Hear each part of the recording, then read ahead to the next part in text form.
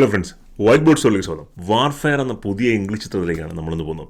2006 ഇറാഖിൽ നടന്ന ഒരു സംഭവ കഥയെ ബേസ് ചെയ്തിട്ടാണ് സിനിമ വന്നിരിക്കുന്നത്. 2006 ഇറാഖ് യുദ്ധത്തിൻ്റെ ഇടയ്ക്ക് വെച്ചിട്ട് ബാറ്റിൽ ഓഫ് റൊമാഡി നടക്കുന്നു. അതിൻ്റെ ഒരു ഫൈനൽ സ്റ്റേജ് അവിടെ വെച്ചിട്ട് ഒരു വീട്ടിലെത്തപ്പെടുന്ന ഒരു ഗ്രൂപ്പ് ഓഫ് അമേരിക്കൻ സോൾജേഴ്സ്, അവരെ ഒരു സ്നൈപ്പർ ടീമാണ്. അവരവിടെ തമ്പടിക്കുന്നു വീട്ടിൻ്റെ അകത്ത്. ബിക്കോസ് അവർ ആ സിറ്റിയിലെ ഓപ്പറേഷൻസും മറ്റുമൊക്കെ മൂവ്മെൻറ്റും മറ്റുമൊക്കെ മോണിറ്റർ ചെയ്യുവാണ്. ആ ടൈമിൽ അവിടെയുള്ള ടെററിസ്റ്റുകൾ അവരുടെ ലൊക്കേഷൻ മനസ്സിലാവുന്നു, അവരെ ടാർഗറ്റ് ചെയ്യുന്നു. പിന്നീടുണ്ടാകുന്ന സംഭവ വികാസങ്ങളൊക്കെയാണ് ഈ സിനിമയുടെ ഒരു വൺ ലൈൻ എന്ന് പറഞ്ഞാൽ. സാധാരണ ഇത്തരം സിനിമകൾ ഇതിനു മുമ്പ് വന്നിട്ടുണ്ടെങ്കിലും എങ്ങനെയാണ് വാർഫെയർ അതിൽ ഡിഫറൻ്റ് ആയിട്ടിരിക്കുന്നതെന്ന് പറഞ്ഞു കഴിഞ്ഞാൽ, ഇതിൽ ഓവറായ അമേരിക്കൻ ഹീറോയിസം അല്ല ഈ സിനിമയുടെ ഒരു സോൾജിയർ ഹീറോയിസം അല്ലെങ്കിൽ വാർ ഹീറോയിസം അല്ല ഈ സിനിമയുടെ തീം.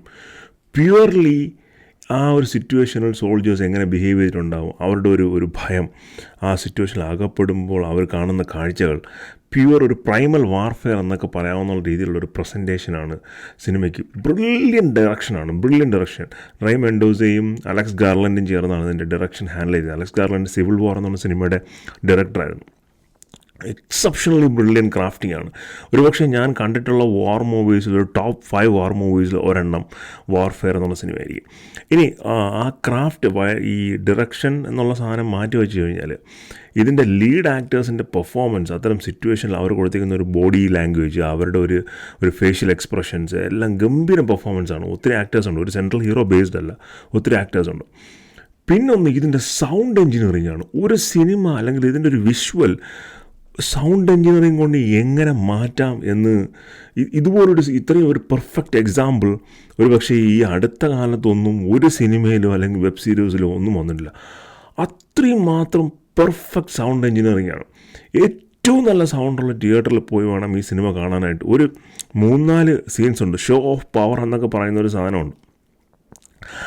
അത് കാണിക്കുന്ന സീക്വൻസിലൊക്കെ ഉള്ള സൗണ്ട് നമ്മളെ സീറ്റൊക്കെ ഇരുന്ന് കിടും. അമ്മാതിരി സൗണ്ടാണ് പടത്തിൻ്റെ.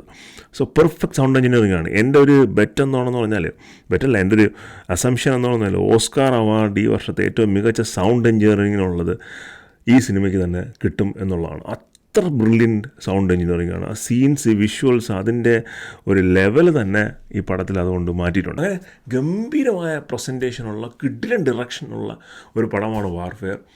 ഞാൻ നേരത്തെ പറഞ്ഞ പോലെ ഏറ്റവും നല്ല തിയേറ്ററിൽ, ഏറ്റവും നല്ല സൗണ്ട് ക്വാളിറ്റിയുള്ള തിയേറ്ററിൽ കാണേണ്ട ഒരു സിനിമയാണ്. അപ്പോൾ വീക്കെൻഡിന് ഒരു ഇംഗ്ലീഷ് പടം കാണണം എന്നുണ്ടെങ്കിൽ ഇപ്പോൾ 3 പടം വന്നിട്ടുണ്ട്: അമച്വർ, ഡ്രോപ്പ്, വാർഫെയർ. വാർഫെയറിന് ഒരു സംശയം കൂടെ ആ ടിക്കറ്റ് എടുത്ത് കയറാം. കംപ്ലീറ്റ്ലി പൈസ വസൂലാണ്. പടം ആദ്യത്തെ ഒരു 20 മിനിറ്റ്സ് പിക്കപ്പ് ചെയ്യാൻ മാത്രം ഒരിച്ചിരി സമയം എടുക്കും.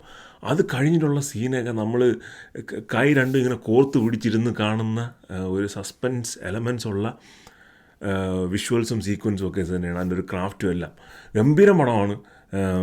ഈ അടുത്ത വർഷത്തെ ഓസ്കാറിൽ ഒത്തിരി അവാർഡ്, എസ്പെഷ്യലി സൗണ്ട് എഞ്ചിനീയറിംഗ് ഉൾപ്പെടെയുള്ള അവാർഡുകൾ നേടാൻ സാധ്യതയുള്ള ഒരു സിനിമയാണ്. A24 സ്റ്റുഡിയോസിൻ്റെ വൺ ഓഫ് ദി ബെസ്റ്റ് പ്രൊഡക്ഷനാണ് എൻ്റെ അഭിപ്രായത്തിൽ. ഞാൻ കണ്ടിട്ടുള്ള വാർ മൂവീസ്, ഞാൻ അങ്ങനെ വാർ മൂവീസ് വിടാറില്ല, ഒരുമാതിരി എല്ലാം കാണുന്നതാണ്. കണ്ടിട്ടുള്ളതിൽ വച്ച് one of the top 5 war മൂവീസാണ്. ഓൺലൈൻ വിത്ത് സേവിങ് പ്രൈവറ്റ് റയാൻ പോലുള്ള സിനിമകൾ ലെവലിൽ നിൽക്കുന്ന ഒരു പടമാണ്. തീർച്ചയായും തിയേറ്ററിൽ തന്നെ പോയി കാണുക. ഒരിക്കലും ഇത് ചെറിയ സ്ക്രീനിൽ കാണരുത്. തിയേറ്ററിൽ കാണാനുള്ള ഒരു പടമാണ്. വലിയ സ്ക്രീനിൽ നല്ല സൗണ്ട് സിസ്റ്റമുള്ള തിയേറ്ററിൽ. അപ്പോൾ സിനിമ കണ്ടതിന് ശേഷം നിങ്ങളുടെ അഭിപ്രായങ്ങൾ കമൻറ്റ് ചെയ്യുക. വീഡിയോസ് ഇഷ്ടപ്പെടുന്നുണ്ടെങ്കിൽ ലൈക്ക് ചെയ്യുക, ഷെയർ ചെയ്യുക, സബ്സ്ക്രൈബ് ചെയ്യുക. മറ്റൊരു വീഡിയോ ആയിരിക്കും. ബൈ.